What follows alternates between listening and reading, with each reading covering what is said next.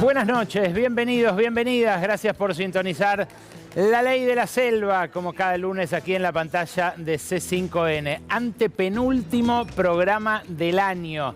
¿Y vos pensás que íbamos a aflojar? No, para nada. Un programa cargadísimo de información. Y hoy, además, con 3 entrevistas imperdibles. Voy a abreviar el editorial sin soslayar la noticia del día, como el gobierno cede ante la presión para que devalúe, pero tenemos realmente 3 conversaciones imperdibles el día de hoy. En instantes van a ver la entrevista que grabé hace algunas horas con Rafael Grossi. Rafael Grossi es el argentino que aspira a conducir la ONU, a ser secretario general de Naciones Unidas. Grossi fue candidateado por Javier Milei, por el canciller Pablo Quirno.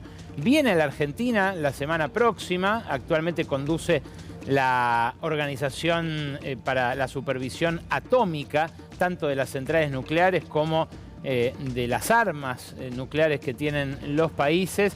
Es un diplomático de carrera dilatada, pero claro, tiene el inconveniente de que lo propone Milei, un hombre que en la ONU, bueno, no cae muy simpático.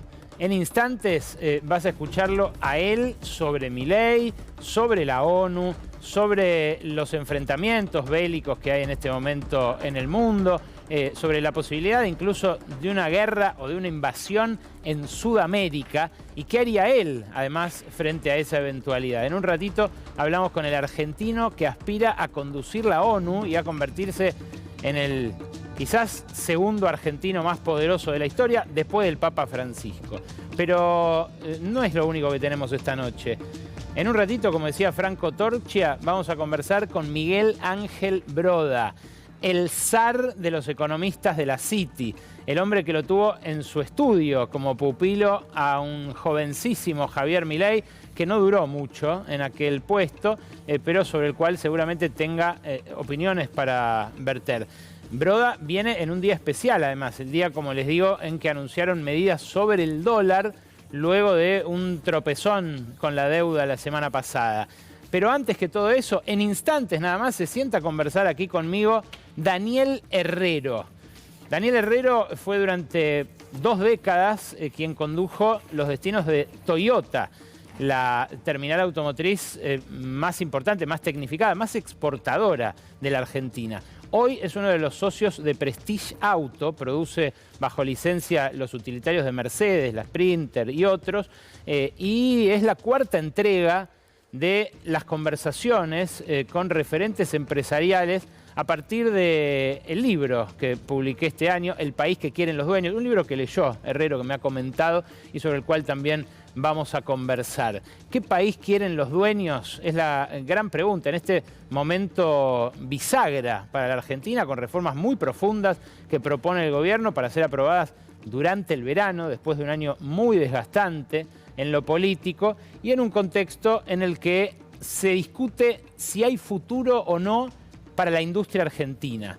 Le vamos a preguntar a Herrero, justamente un hombre que protagonizó el momento de más crecimiento de la industria argentina, si le ve futuro, si cree que nuestro país va a vivir solamente de la minería, del petróleo y del agro, como incluso el propio presidente tuiteó la semana pasada. Pero pongámonos en marcha, porque hay que hablar del dólar, un tema sensible siempre en Argentina.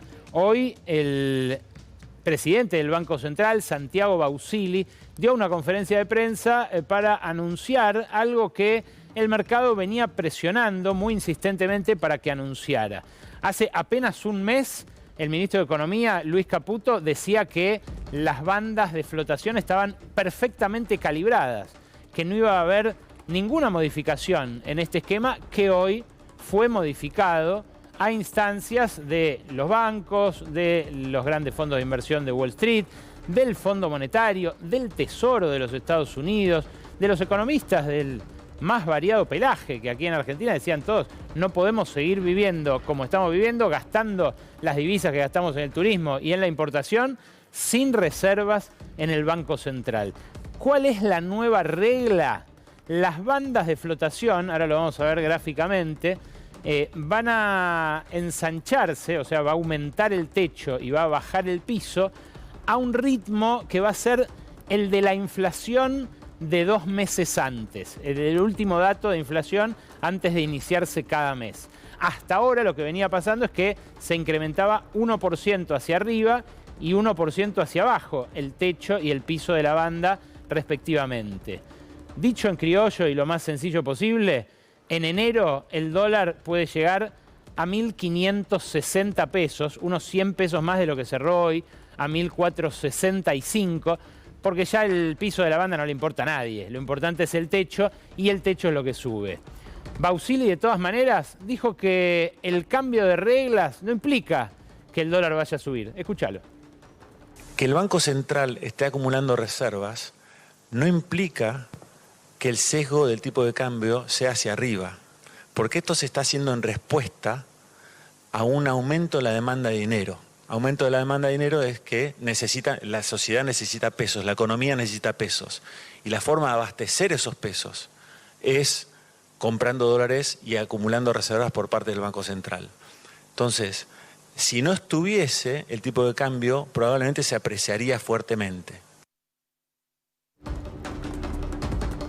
Claro, dice Bausili que no necesariamente el dólar va a subir, pero la banda lo que muestra es que sí, que va a quedar habilitada esa eventual suba. De hecho, lo tenemos gráficamente aquí para que ustedes lo vean. La banda original es la que está en color amarillo y la banda naranja es la que habría habido desde que se adoptó el esquema de bandas este año a instancias del Fondo Monetario, luego de que colapsó la tablita, aquel crawling peg que rigió hasta el 3,7% de inflación del mes de abril. Bueno, perdón, del mes de marzo. Bueno, a partir de ese momento, si hubiéramos tenido una banda superior indexada, el techo habría sido mucho más alto. Lo que tenemos hoy es esa banda contra la cual estuvo rebotando el tipo de cambio oficial antes de las elecciones y contra el cual se habría estrellado de no mediar el rescate del Tesoro de los Estados Unidos. Bueno, ahora esa banda se incrementa, pega un salto y eso va a habilitar la suba del dólar a partir de enero. ¿Qué dice Bausili? Que esto en realidad obedece a otra necesidad, que también es algo que venían explicitando economistas de todas las tendencias. La necesidad de que haya más plata en la calle. Escuchá de qué manera lo dice. Compramos más dólares que ninguna otra administración en un periodo de tiempo comparable. Lo que pasó es que esas compras de dólares, a medida que la economía se fue remonetizando en los últimos 2 años, no se pudo acumular, porque el gobierno enfrentaba vencimientos de deuda y no tenía acceso a la refinanciación al mercado internacional de capitales. Esa es la gran diferencia que hay ahora hacia adelante, que es que el proceso de remonetización, que es el aspecto central que reconocemos respecto a la dinámica que se anticipa para los próximos meses, es el que va a buscar abastecer esa demanda de pesos y nosotros la vamos a abastecer a través de la compra de reservas. Y con respecto a la inflación, esto es muy consistente con el sendero de baja de la inflación. Es muy interesante este último punto porque el presidente Javier Milei había dicho, y lo ratificó este año, que para agosto del año próximo no iba a haber más inflación. Lo dijo hace 1 mes y medio más o menos, que para agosto de 2026 la inflación va a ser 0. Se lo hizo notar uno de los colegas que le preguntó a Bausili, porque claro, la pregunta es, si van a indexar el tipo de cambio a la inflación pasada, ese dólar va a subir más de lo que estaba previsto que subiera. Eso va a alimentar a su vez los precios, porque el dólar influye en la determinación de los precios. ¿Qué va a pasar con la inflación de los próximos meses? Digo sobre todo porque la inflación en los últimos meses viene aumentando. Desde aquel 3,7% que yo les comentaba hubo en el mes de marzo, el mes en el que colapsó la tablita de devaluaciones que regía hasta entonces, El dólar estuvo relativamente bajo control, dentro de la banda. Lo que hizo el mega préstamo del Fondo Monetario de 20.000 millones de dólares es que la expectativa inflacionaria se redujera. Pero a partir del mes de mayo, la inflación no para de subir. La de junio fue mayor que la de mayo, la de julio mayor que la de junio, la de agosto igual que la de julio, la de septiembre mayor que la de agosto, la de octubre mayor que la de septiembre y la de noviembre mayor que la de octubre. Para este mes de diciembre esperan otro 2,5% las consultoras, y esto sin tomar el impacto de los servicios que están mal medidos en la estadística del INDEC, porque todavía rige la canasta de consumos de antes del tarifazo de los últimos 2 años. Como los servicios están subiendo por encima de la inflación, si se midiera el real impacto de esos aumentos, tendríamos una inflación superior. Ahora, lo que va a generar esta indexación del tipo de cambio es, por un lado, una acumulación de reservas que hasta ahora no podía generar el gobierno, porque el dólar va a estar más caro y porque algunos consumos del exterior o algunas importaciones se frenarán, pero también una retroalimentación de la inflación. Es el fin del ancla cambiaria, de eso que hasta ahora venía usando Milei con Caputo para frenar los precios. Claro, esto se lo venían reclamando desde el Fondo Monetario. Desde aquí, desde la Argentina, lo que venía generando mucho murmullo era la poca plata que hay en la calle. En otro tramo de la conferencia de prensa, Bausili habla de que van a expandir esa cantidad de pesos en circulación a partir de la compra de reservas. Y esto es algo que le puede llegar a dar algo de oxígeno a industriales, a comerciantes, a trabajadores también que están hasta el cuello de deudas que a su vez se indexan por tasas de interés altísimas. ¿Por qué digo esto? Bueno, porque la cantidad de dinero que hay circulando en la economía es un piso histórico. Acá tenemos graficados los últimos 20 años. El circulante como proporción del PBI históricamente rondó el 8-9% de la economía. Eso cayó a mínimos del 4%, incluso por debajo del 4% durante el año pasado. Ese apretón monetario es el que exterminó, por ejemplo, las cuotas sin interés, el que le metió a las pymes una presión a través de las tasas que en muchos casos las dio vuelta. Bueno, eso es lo que ahora dicen van a empezar a aflojar, como intentaron empezar a aflojar este año hasta que se chocaron con ese rebrote inflacionario. Es un sendero muy estrecho en el que se tienen que mover Caputo y Bausili sin reservas y con una montaña de vencimientos de deuda por delante. Claro, esos vencimientos de deuda se empiezan a apilar, no hay reservas y empieza a cundir la impaciencia en Washington. El Fondo Monetario venía muy insistente con el tema de acumular reservas.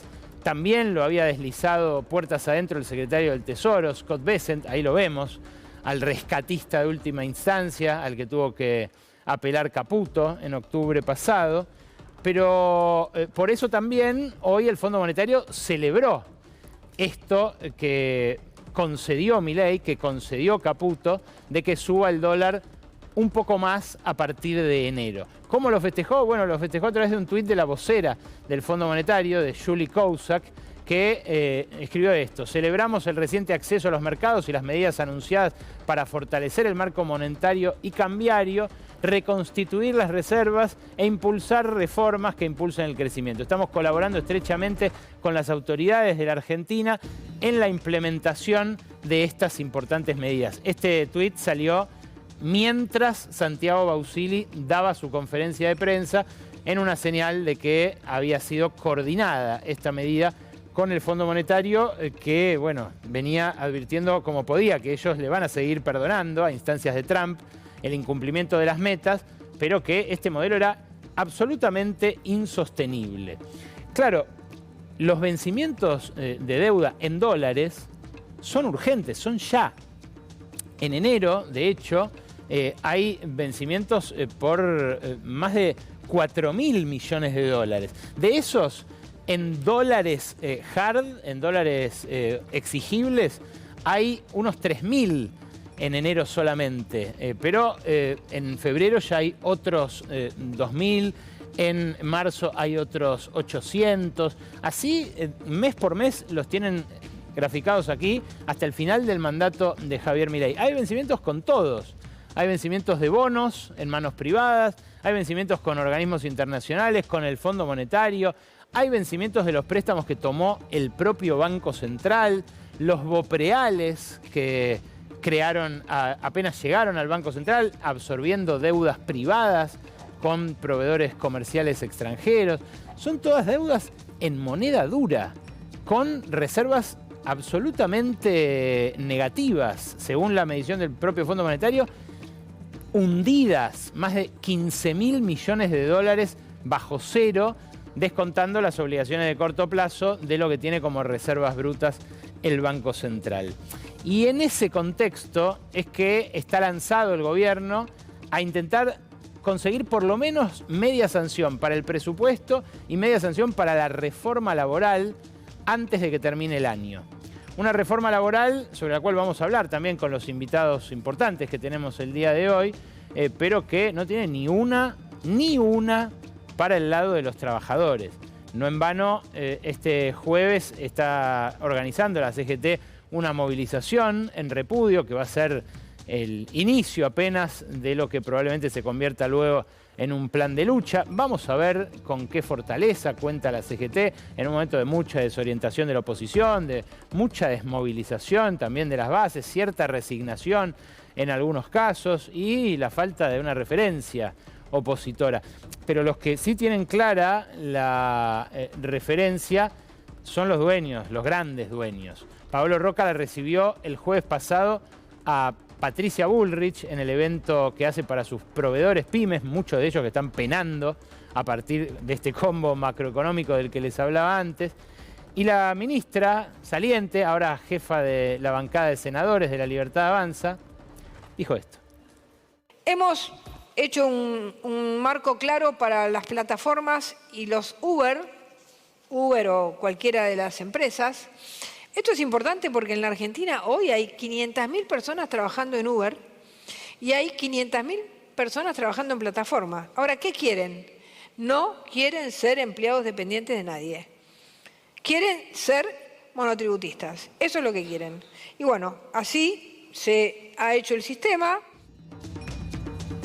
Claro, dice Bullrich que no quieren tener derechos laborales estos trabajadores, cerca de 1 millón que contabiliza ella, que no sabemos en realidad cuántos son porque las empresas no lo informan, porque el Ministerio de Trabajo no lleva una estadística de ellos. En fin, es un universo muy opaco sobre el cual se sabe poco, pero al cual además se ayuda poco desde el Estado. Hay otros países que les están garantizando, por ejemplo, la posibilidad de conectarse con distintas plataformas cuando esas plataformas intentan evitarlo, que les están garantizando un mínimo de horas, un mínimo de ingresos, lugares donde trabajar, lugares donde descansar. Nada de esto está previsto en la reforma laboral. Ni que hablar las reformas de segunda generación que se discuten en países de Latinoamérica, como el derecho a la desconexión para todos los trabajadores de cuello blanco que reciben mensajes hasta cualquier hora de la noche, continuando una jornada laboral que no tiene fin, la licencia por paternidad que están aprobando países europeos para intentar combatir la baja de la tasa de la natalidad. Paradójicamente, un gobierno que denuncia esa caída de la tasa de natalidad no hace nada por revertirla. Bueno, ninguno de estos elementos de lo que podría ser una reforma laboral está presente en el proyecto oficial. El proyecto oficial implica un subsidio al despido, básicamente, sin ningún incentivo a la contratación, partiendo de la base esta bueno, el ministro de Economía explicitó la semana pasada de que facilitando el despido los empresarios van a contratar más. Bueno, uno de los mitos sobre los cuales se monta esta reforma regresiva es el mito de que hay que echar a muchos empleados porque tienen demasiada antigüedad, porque son una mochila para sus empleadores las indemnizaciones que deberían cobrar en caso de ser despedidos sin causa bajo el actual régimen. Bueno, fíjate qué interesante este dato sobre la antigüedad promedio de las relaciones laborales que publicó el CETID. El CETID es un centro de estudios especializado en relaciones laborales. Esto es dato oficial de la Secretaría de Trabajo, simplemente procesado por ellos. La antigüedad del 57% de los empleados en relación de dependencia es de menos de un año. De 3 a 8 años tiene el 12%. De 1 a 2 años el 21% y de 8 años en adelante el 10%. O sea, Argentina es un país de alta rotación laboral. No es un país donde estén anquilosados durante décadas los empleados, como podía ser en otra época una Argentina del estado de bienestar, de las empresas públicas. Cambió mucho eso en los 90. Con las sucesivas reformas laborales, esto cambió. Y hoy no es esa una problemática que impida contratar trabajadores. Fíjate, este otro gráfico, también interesante, también del mismo informe, que da cuenta de cómo se dan las desvinculaciones. Las desvinculaciones no son solo los despidos. De hecho, la mayoría son renuncias. Esto es el promedio de los últimos 10 años. Fíjate, por renuncia terminó casi la mitad de las relaciones laborales.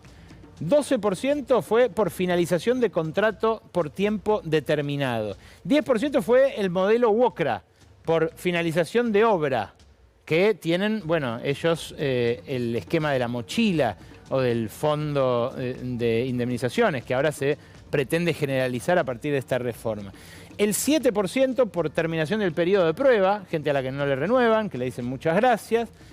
4% despidos con justa causa, incluyendo disciplinarios, que no aplica la indemnización de ley. 12% por despidos sin causa y 7% por jubilaciones y otros. O sea que esto, que según Caputo va a facilitar la contratación, apenas abarata un 12% de las desvinculaciones en promedio de los últimos 10 años. Habrá que verlo cuando se apruebe, pero por lo pronto es difícil creer que una cosa vaya a llevar a la otra. Hay varios padres que se arrogan la paternidad, la autoría de este proyecto, varios que están haciendo lobby por empresas, promocionándose como quienes más influyeron, como quienes más van a influir en la reglamentación. Uno de ellos, Julián de Diego, histórico lobista del sector empresario. La verdad es que buena parte de lo que contiene la reforma laboral se gestó en Techint.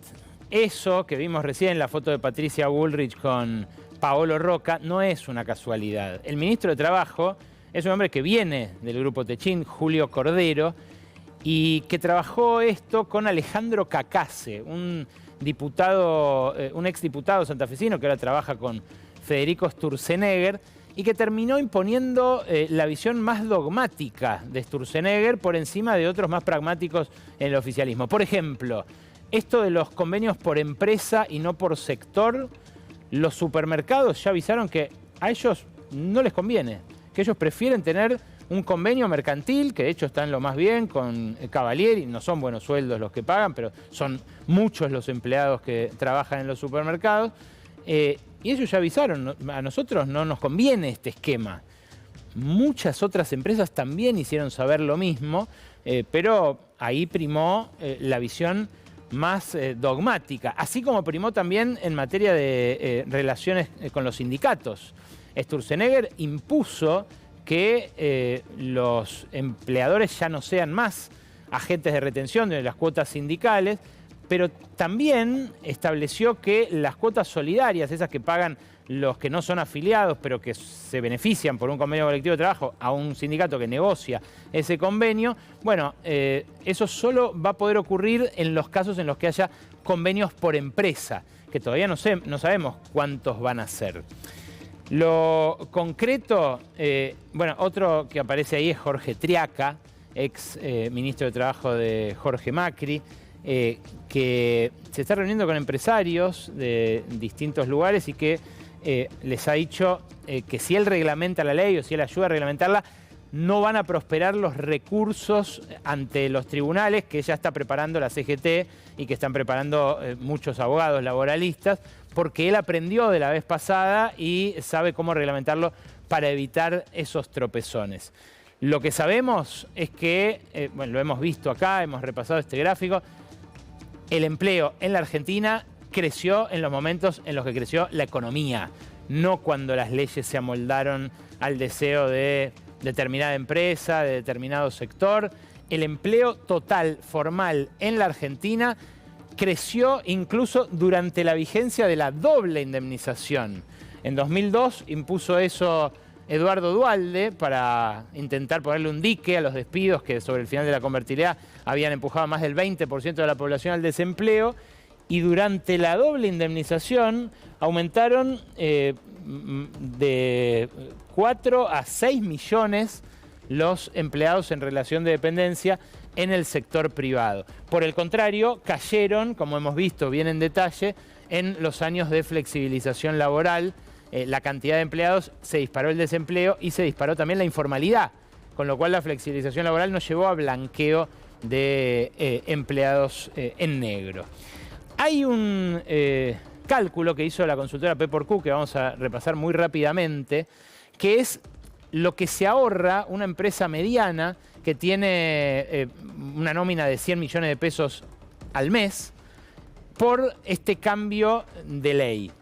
Este cambio de ley le va a permitir a esa empresa arquetípica que imaginaron ellos como modelo, le va a permitir pagar 3 millones de pesos menos en contribuciones a la seguridad social, 1 millón de pesos menos en aporte a la obra social de sus empleados.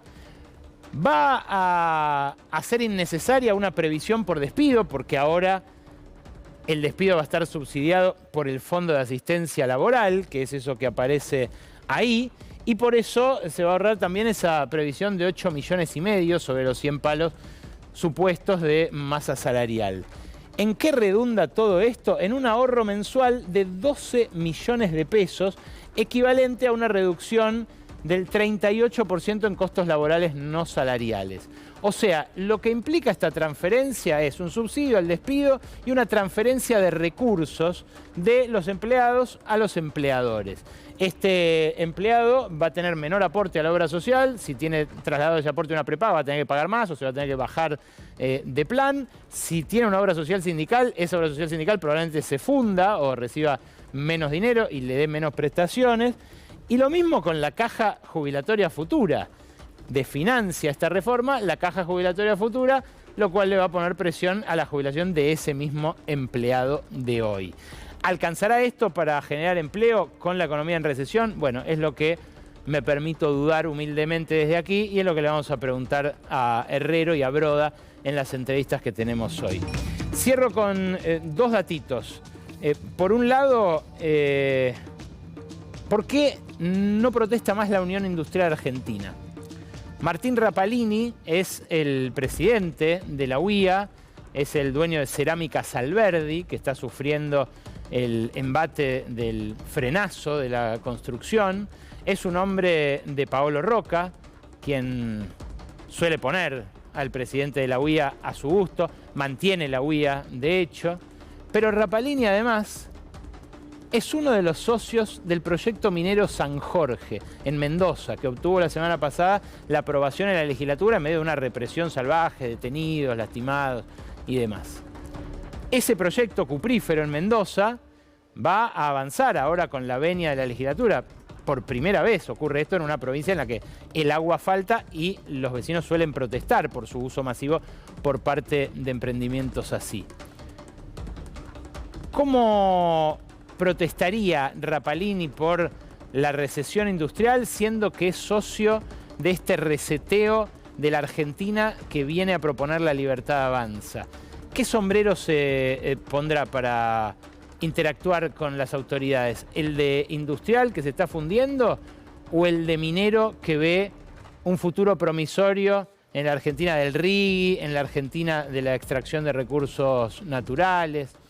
En fin, dudas que surgen respecto del arbitraje entre la política y las corporaciones. Dudas que surgen en medio de una masacre de empresas, francamente, donde están cerrando incluso en esos sectores dinámicos las empresas más pequeñas, que están despidiendo en esos sectores dinámicos. Tenemos un gráfico para mostrar lo que pasa con los vinculados a la minería, los vinculados al petróleo, los vinculados al gas, en los cuales también se registran cierres. En los sectores intermedios, ni que hablar. En los sectores no dinámicos, ni que hablar. Acá tenés la comparación entre ahora y el inicio del gobierno de Milei en celeste, y tenés la comparación entre el inicio del gobierno de Milei y principio de este año en amarillo. En todos los casos son números negativos. 19.000 empresas son las que cerraron hasta ahora, la mayoría industriales. Y esto es lo que por ahora no se ve que genere demasiado pataleo entre los representantes de ese sector. Y claro, habiendo soltado el ancla cambiaria, la pregunta es, ¿qué va a pasar con los sueldos? Lo que generó este modelo macroeconómico, lo que generó este esquema cambiario, la apertura, es que la economía se recuperó en base a esos sectores dinámicos un 5% respecto de cuando asumió Milei. Estamos en 105, estábamos en 100. Eso es la línea blanca. La línea amarilla es el salario registrado. El empleo sigue una dinámica parecida, pero esto es el salario. No había pasado nunca como este año que la economía creciera y el empleo cayera. Crece por lo que creció a principios de año, en la primera mitad, la super cosecha y demás. Pero tampoco había pasado que cayera el salario de esta manera en un año de crecimiento estadístico. Y eso es lo que genera este modelo, esta boca que se abre entre la actividad económica y los salarios. Ese ancla, el ancla salarial, es la que promete sostener el andamiaje del modelo Milei durante el 2026. Lo difícil de sostener va a ser el consumo y también la paz social en un contexto en el que ya la gente no sabe qué hacer para llegar a fin de mes. Si la única ancla van a ser los salarios en 2026, eso promete tensarse.